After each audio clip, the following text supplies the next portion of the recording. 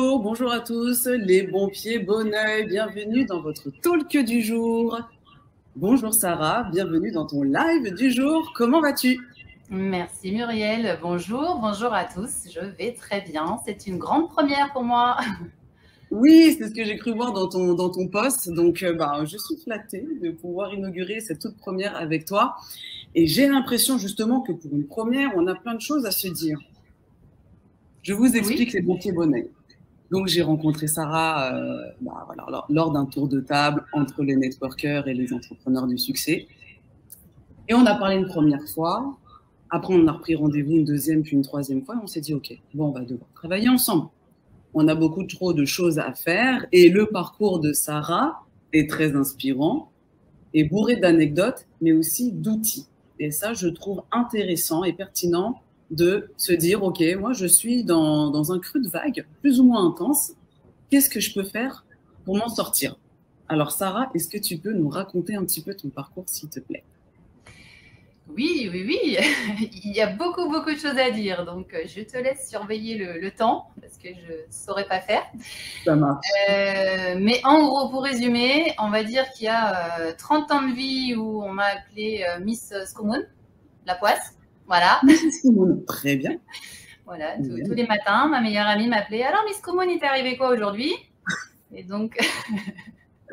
Ta meilleure amie, je serai là toujours pour toi, ok? Voilà, donc ça donne la couleur. Et en même temps, il y avait de quoi, puisque c'est comme si chaque jour, j'avais mon lot de galères, de soucis, de rebondissements. Et ouais. bon, je ne vais pas décrypter toute l'enfance, l'univers familial, mais c'est ce qui a pesé très, très lourd dans la balance, hein, déjà, pour commencer. Difficultés relationnelles, on va dire...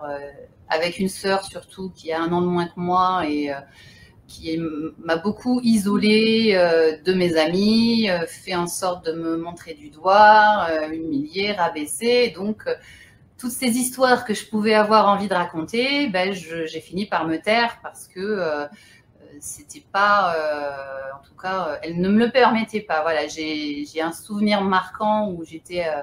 adolescente ou en public devant tout le monde, 36-15 ta vie, ferme-la, c'est bon. Donc, à partir de là, ça a été très difficile pour moi de communiquer, de raconter ce que je pouvais avoir à partager.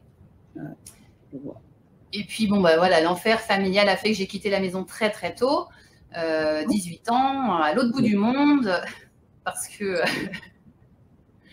non, mais oui. Il fallait... Ouais, voilà. Voilà, donc une histoire d'amour qui démarre bien. Je me dis, allez hop, on y va, on s'en va. Et puis là, premier enfant, 3 jours après être arrivée à l'autre bout du monde en Martinique. Ok. Enceinte, avec la pilule, bien sûr. D'accord, la pilule. Ok, donc on peut tomber enceinte malgré la prise de pilule. Malgré la pilule. Plus aucun regret, hein, je les aime beaucoup, mes enfants, hein, de toute façon. Mais c'était pas, on va dire, dans le programme. Ok. Donc déjà, on me dit, voilà. Puis après, on se fait accuser de, tu me les as fait dans le dos, hein, bien sûr, quand on vit ce genre de choses. Je vois. Ensuite, il y a toute l'épopée Martinique, ça va pas, on repart, on revient en France avec un bébé de 3 mois. Ouais. Et puis arrive le deuxième, toujours sous pilule. D'accord. Ok.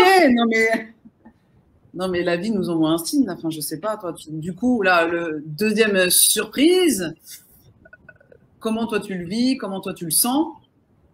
Moi, à ce moment-là, je ne savais plus où me mettre, rien qu'à l'idée de l'annoncer, parce que vu l'effet du premier, j'avais un peu peur de me retrouver toute seule avec, en fait, ou de devoir faire un choix qui n'était pas celui que j'aurais voulu, mettre un terme à cette grossesse. J'ai toujours beaucoup aimé les enfants, j'ai fait des années de babysitting. C'était ça ma bouée de secours, en fait, les enfants, au final. C'est d'apporter un peu de bonheur aux enfants, le bonheur que moi, je n'avais pas, en tout cas, à mon sens, dans mon enfance. Voilà. Et puis, par contre, professionnellement, j'ai toujours fait quelque chose qui me faisait vibrer. Toujours dans l'indécision, à pas savoir, mais à saisir les opportunités qui se présentaient. Donc, je suis passée de salle de sport, hôtesse commerciale à l'événementiel. L'événementiel à la garde d'enfants quand j'ai eu mes enfants. D'accord. Et j'ai toujours transformé, on va dire, les épreuves en quelque chose qui serait à mon image. Par exemple, mon premier enfant, je voulais absolument m'en occuper au moins ces 3 premières années. Et je me suis dit, il faut que je travaille, il faut bien payer les factures, il faut trouver un appartement en arrivant de la Martinique. Donc, qu'est-ce que je fais?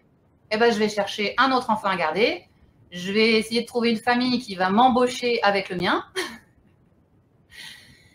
Et là, eh ben, ça a marché. Ça a marché. Donc, une super famille avec un bébé du même âge, qui a même pris en charge la poussette double, le parc, tout. Donc, j'ai découvert qu'on pouvait créer son job. Et puis, ça a duré jusqu'à la naissance de ma fille. Donc, en termes de durée, ça nous fait… 18 mois. 18 mois entre les deux, donc ça va vite. Voilà, voilà. Ok, 18 mois. 18 mois, très bien. Et puis, à ce moment-là, je me dis, bon, il est hors de question que je prenne les transports tous les jours avec mon bébé, mon deuxième. Déjà, avec le gros ventre, la poussette, les gens qui ne laissent pas les femmes enceintes s'asseoir, ça m'horripilait. Donc… Oui. Et donc, on a mis un terme. Et là, j'ai pu m'occuper de ma fille tranquillement en même temps que mon fils.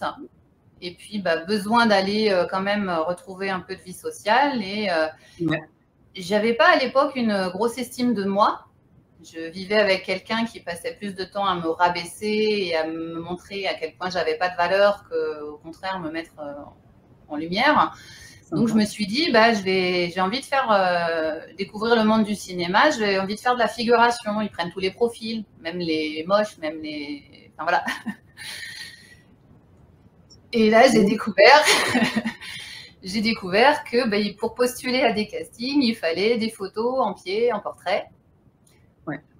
Et donc, c'était les débuts d'Internet et il existait des sites avec des photographes qui cherchaient des modèles, échange, pose, contre-tirage. Et donc, j'ai démarré la photo comme ça. Mais vraiment en disant, il faut que je passe par cette étape-là pour pouvoir postuler à des castings où je trouverais peut-être ma place en tant que moche, quoi. En tant que pas désirable, en tant que profil atypique, en tant que…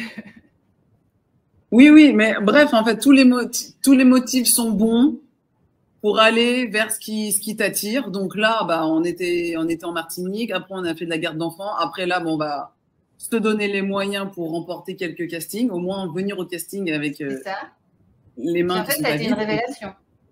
C'est-à-dire que grâce au premier photographe que j'ai rencontré, qui a su me montrer justement d'autres facettes de moi-même, là, j'ai commencé à retrouver un peu d'estime de moi et à me dire qu'en fait, non, je suis peut-être pas si nulle que ça. C'était peut-être un moyen de pression pour pas que je m'en aille. Tu trouveras pas mieux, tu es trop moche, il n'y a que moi qui veux bien de toi. Voilà. Ouais, toujours aussi classe. Ouais, très, très bien. Et donc, c'est à ce moment-là, après la naissance de ma fille, que forcément, je me suis séparée du papa. Et puis, en redécouvrant cette estime de moi, en me rendant compte que je pouvais avoir de la valeur. Et en parallèle, j'ai fait une formation d'hôtesse de l'air en me disant, de toute façon, au point où j'en suis, vu la famille qu'on avait et qu'on ne se voyait pas, je vais aller bien faire un rêve qui est de voyager. Ouais, et puis, vu que ça se passe bien quand on n'est pas ensemble, on assumait bien nos rôles séparément, on peut tenter la voie de ce côté-là. Sacré parcours déjà. D'accord. Garde d'enfants, casting figurant, hôtesse de l'air. Bien. Voilà. Donc, je me retrouve en formation pour être hôtesse de l'air. Et puis là, je rencontre celui qui sera, on va dire, ma plus grande histoire d'amour ensuite, la plus intense et qui m'a permis, on va dire, d'oublier cet échec et ces 7 années de dysfonctionnement. Dysfonctionnement, très bien, ok. Ouais. Alors, je dis dysfonctionnement parce qu'en fait, je ne me rendais pas compte à quel point nos routes n'allaient pas ensemble, mais sûrement à cause de schémas parentaux et de vouloir réussir là où mes parents avaient échoué, je persistais dans une relation qui ne fonctionnait pas. Voilà. Ok. Et donc cette relation nouvelle m'a permis, moi, de revivre, de retrouver de l'oxygène, de repartir sur un bon pied. Mais voilà, au bout d'1 an et demi d'intenses relations, tout s'est écroulé. Et là, on se dit, mais c'est pas possible, c'est la fin du monde, on broie du noir. C'est les enfants au milieu de tout ça, qu'est-ce qu'on fait? Ils ont 4-5 ans, ils n'ont plus de repères entre le père qui n'est pas très présent, la nouvelle personne qui s'était attachée, bah, ça ne suit plus. Et puis, c'est là où je me rends compte que la vie est incroyable. Parce que dans mon malheur, surgit une personne que je n'avais pas vue depuis 8 ans, qui... Ah ouais. Ouais. Un ex, mais de quand j'avais 17 ans, hein, qui avait disparu du jour au lendemain sans m'annoncer que c'était fini, au bout d'1 an et demi de relation, qui ressurgit chez ma maman et pour dire, bah, au fait, j'essaye de te trouver depuis 1 an ou 2, là, mais je voudrais me racheter de mes actions, mais je ne sais pas comment faire. Donc, il a sonné chez ma maman, qui m'a donné son numéro ensuite pour que je l'appelle.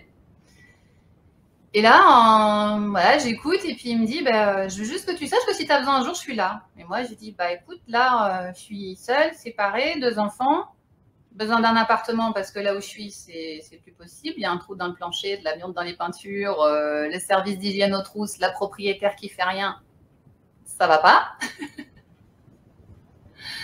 Ok. Et de là, il me dit, bah, écoute, ça tombe bien, je travaille pour un bailleur immobilier. Ah. Oui, d'accord. Ok. Et là, je dis, bah oui, mais bon, vu ma situation, moi, à part un HLM, logement social, ça va être compliqué. Ah, bah ça tombe bien, mais je travaille pour un bailleur social. Mais c'est à Tismons. Ah, c'est où à Tismons? Ouais, c'est comme ça. C'est un peu au sud de Paris. Ouais, en bas. Voilà. Sauf que je venais d'être titulaire de mon certificat de sécurité et sauvetage pour être hôtesse de l'air. Voilà. Et que Tismons, c'est à 5 minutes d'Orly. Et là, donc 5 minutes d'Orly, je me dis, mais c'est génial. Et c'est grâce au fait que j'ai eu ce certificat que j'ai pu trouver l'appartement, en fait. En 15 jours, il est venu me voir, il m'a fait remplir un dossier, il m'a dit, tiens, vas-y, remplis. Il m'a rappelé 15 jours après en me disant, si tu peux nous prouver que tu as du boulot à Orly, l'appart, il est à toi. Je fais, mais je ne peux pas prouver ça. Je peux juste dire que je suis titulaire et que je cherche à travailler à Orly. Ouais. On va voir, on essaye, ça passe. D'accord, ça passe. Ça passe. Et donc là, on est en 2007, hein, on remonte un peu loin. Et je me rends compte que dans mon malheur, en fait, il arrive des choses assez incroyables, que comme s'il y avait de la magie dans la vie, on est au plus profond du trou. On se dit, on a vraiment la poisse, c'est pas possible. Mais quelqu'un vient répondre aux prières. Alors après, je n'étais pas inactive non plus. Hein. Quand tout le monde me disait non, mais tu n'auras jamais de HLM, il y a plus de 50 listes d'attente, c'est pas possible, tu crois vraiment qu'on va t'en donner un moi, j'étais déterminée. Je disais, moi, j'irai pleurer tous les jours à la mairie s'il le faut, mais j'en veux un, quoi. On me le donnera, je trouverai le moyen. Donc, j'avais quand même trouvé des personnes pour me pistonner, des courriers qui me donnaient des réponses positives dans les villes que je recherchais, mais je n'avais pas encore ce sésame, quoi, cet appartement. Et là, ça a été le départ vraiment d'une nouvelle vie. Donc, de ce déménagement, de tout me reconstruire, de reprendre une vie sociale. Alors, grâce à la magie d'Internet, hein, c'est vrai qu'on peut dire ce qu'il y a, mais les réseaux sociaux, les sites de rencontres, ça m'a permis de reprendre le sport, l'escalade, de retrouver des endroits où sortir et des gens avec qui partager des moments de convivialité. Sympa. Mais malgré tout, j'avais quand même toujours quelque chose qui se passait de difficile, où on se disait, mais c'est pas possible, la poisse, elle me poursuit. Même si, entre-temps, j'ai réussi à à changer de travail, parce qu'hôtesse de l'air, c'était pas possible en étant séparée toute seule avec mes enfants. Mais pareil, il y a eu un autre événement assez incroyable à la banque où je travaillais, comme hôtesse d'accueil. D'accord. Que je raconte d'ailleurs dans un article de mon blog. Pour ceux que ça intéresse, je les invite à regarder, comme ça, ça m'évite de le raconter là. Mais c'est assez incroyable, tout comme cette histoire d'appartement. Et donc, je commençais à m'installer aussi professionnellement en back-office en banque, alors que je n'avais jamais fait ce métier-là, que tout le monde me disait « Non, mais c'est pas possible, tu n'as pas le diplôme, tu vas pas quitter un CDI depuis 2 ans que tu as pour un CDD de 1 mois, toute seule avec tes enfants, la banque, elle t'embauchera pas, ils vont rentrer en plan social. » Enfin, tous les éléments montraient que c'était pas possible, en fait. Mais encore une fois, je me suis dit, ok, j'y crois, j'y vais, je fonce, je passe l'entretien et ça se passe. Et le plan social arrive, mais on me prolonge mon contrat et à l'issue de ce plan-là, on m'embauche. Génial. Attends, quoi? On t'embauche à l'issue d'un plan social. Normalement, on se fait... On nous invite à partir. On nous invite à... Alors, on invite les gens à partir au démarrage du plan. D'accord. Et moi, pour me garder, on me fait un contrat, un CDD de 18 mois pour remplacer quelqu'un qui est malade et dont le poste sera supprimé à la fin du plan. Donc, le plan court, le plan se termine, le poste est supprimé, mais comme le plan est terminé, ils peuvent à nouveau embaucher, ils m'embauchent en CDI. Ok, le timing là. Le timing. D'accord, là, ça se chevauche et ça tombe pile poil. Ok, ça, ce sont des faits assez rares, mais qui existent quand même. Ok, donc on se fait embaucher. Embaucher. La vague de Charest, très bien. Et donc là, je démarre une ascension, on va dire professionnelle, super, épanouissement au travail, les enfants qui grandissent bien, l'appartement qui roule. Et puis, je rencontre quelqu'un. Voilà, nouvelle histoire. Alors, l'amour. L'amour. On emménage ensemble dans un appartement tout neuf qui vient d'être construit à 100 mètres de chez moi. Tout va bien. Et puis là, c'est le corps qui parle, qui lâche. Du jour au lendemain, je me retrouve au bloc opératoire, opéré de la vésicule biliaire. Attends. Non, mais alors déjà, quels sont les symptômes Eh bien, on a cru que j'avais l'appendicite. J'avais très, très mal au ventre. Alors, ok. Voilà. Comme je n'avais jamais fait l'appendicite, je vais consulter en pensant que c'est peut-être une crise d'appendicite. On me dit que non. On me laisse repartir en souffrant. Je rappelle le lendemain. On me fait revenir. On me dit « Ah, des calculs dans la vésicule.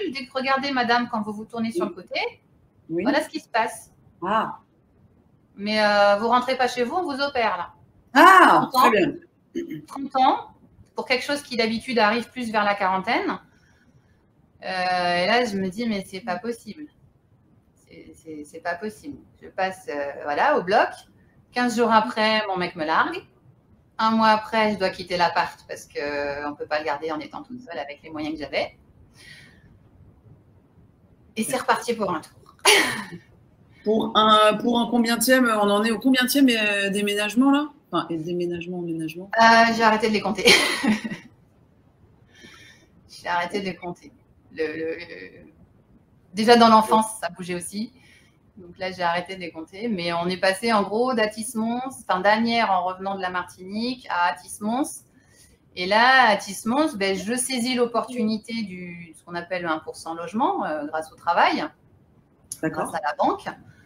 Mais c'est pareil, là encore une fois, et c'est pour ça que vous comprendrez plus tard la devise « Imagine que tu oses et que tout se passe bien », qui est aujourd'hui ma phrase fétiche.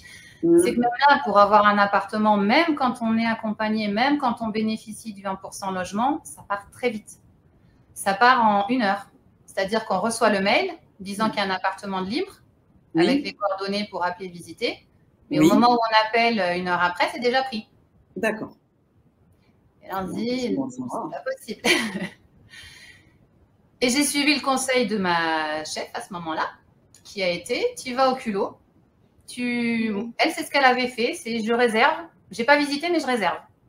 Alors moi, je n'osais pas trop réserver quelque chose que j'ai pas visité, mais c'était à 5 minutes du boulot. J'y suis allée en voiture, j'ai sonné chez le gardien, il n'y avait personne. J'ai sonné à l'interphone au numéro de l'appartement. J'ai expliqué que j'avais l'annonce. Le locataire m'a laissé visiter et j'ai appelé tout de suite après en sortant le 1% en disant je le veux. Je suis la première, je pense. Donc, et normalement, il est pour moi. On m'a quand même dit après qu'il y avait quelqu'un de prioritaire avant moi, que s'il le voulait, il passait avant. Oui. Mais cette personne ne l'a pas voulu. Donc, j'ai pu rentrer.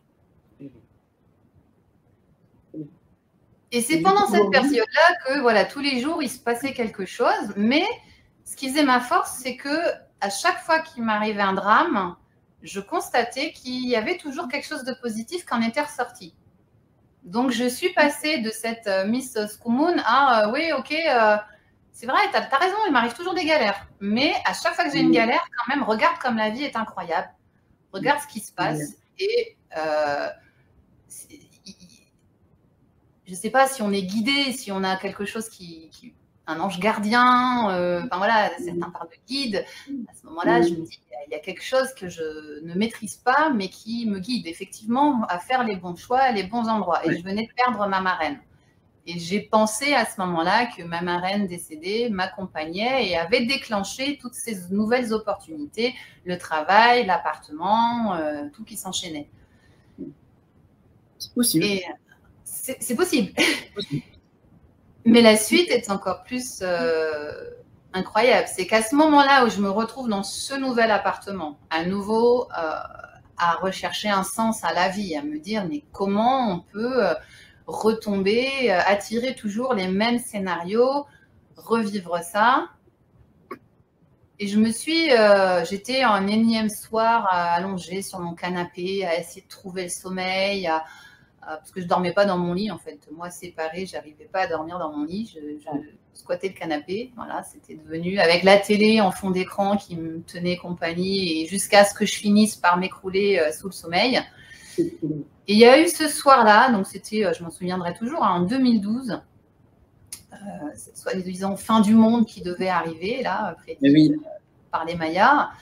Ben moi, ça a été cette pensée, je ne peux pas le dire autrement, c'est une pensée qui m'a traversé la tête et qui me dit, mais pourquoi tu ne demandes pas à ton ange gardien? Voilà.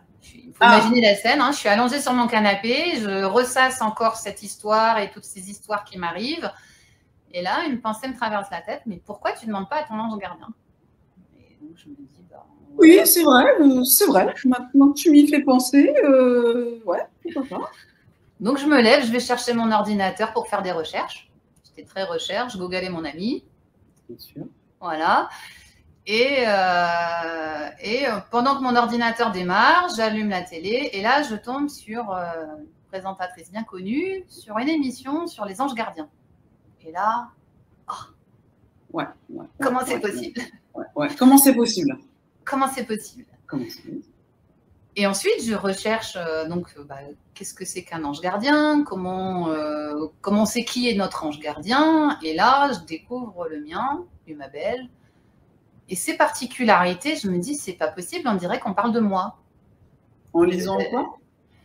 Toutes les particularités, mes centres d'intérêt, le dieu de la connaissance, ce côté Madame Je sais tout qu'on m'avait surnommé aussi parfois, l'intérêt pour la science, l'astronomie, tout ce qui est l'univers. On le retrouvait dans cet ange gardien, par exemple. Qui s'appelle? Umabel.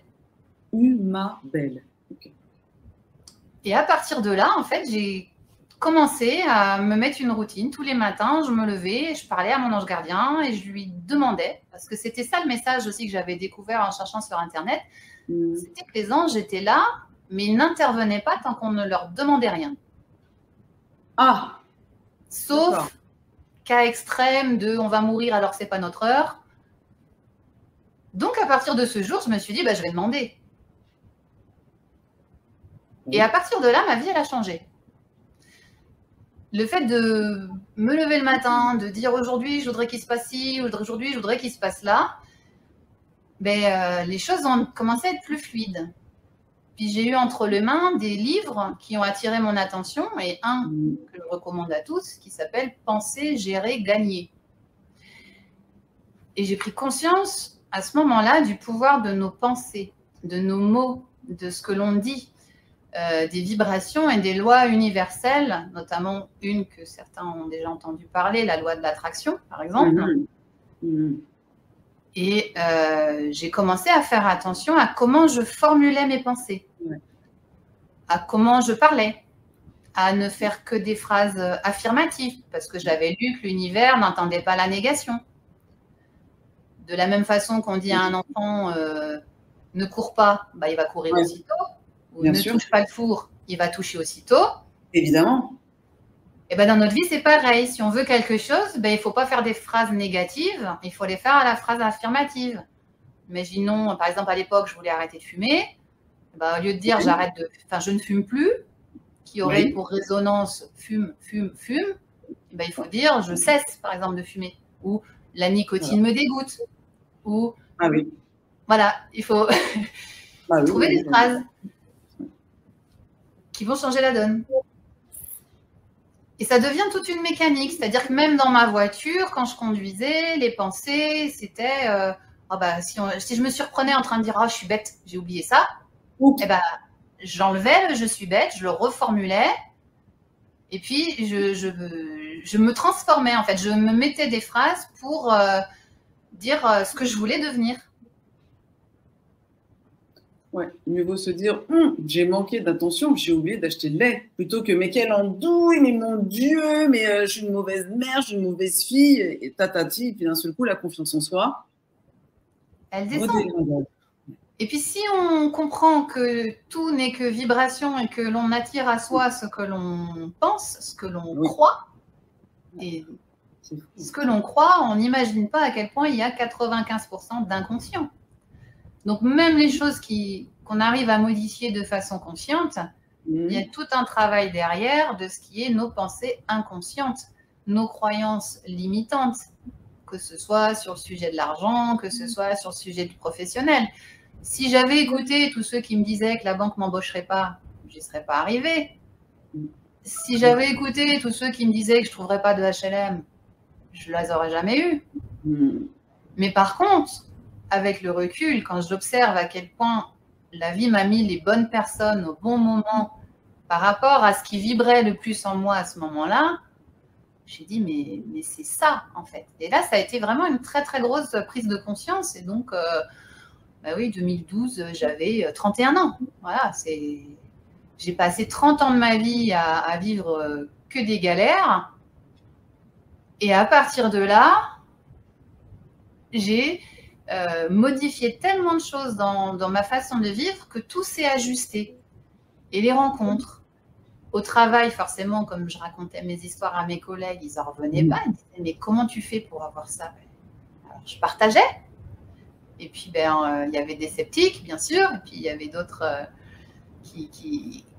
C'est là où c'est vraiment fascinant, c'est que même au travail, dans le service où j'étais, vraiment purement bancaire, mon job, c'était de préparer des dossiers pour valider des fichiers de millions d'euros, des milliers et millions d'euros, versement de salaire, de prestations sociales, purement informatique. Et il y a toujours des intérimaires, des prestataires. Et leur contrat arrive au bout. Et ces personnes-là étaient remplacées par quelqu'un qui était soit dans le développement personnel, soit médium, soit même un pasteur. Donc, j'ai commencé à découvrir que plus moi, j'ajustais ma vie, et plus la vie m'envoyait aussi autour de moi, parmi mes collègues, des personnes en résonance avec les sujets qui me fascinaient sur le moment ou que j'étudiais. C'est incroyable. Mais du coup, là, on a 31 ans à l'époque.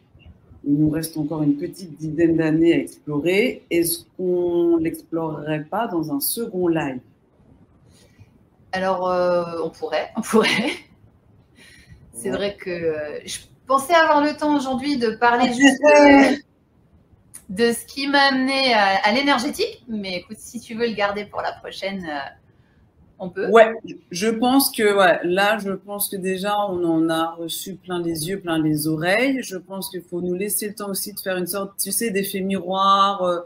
Mais oui, mais c'est vrai. Ah bon? Parce que parfois, les coïncidences, oui, mais ça, c'est le hasard. Oui, mais j'ai eu de la chance.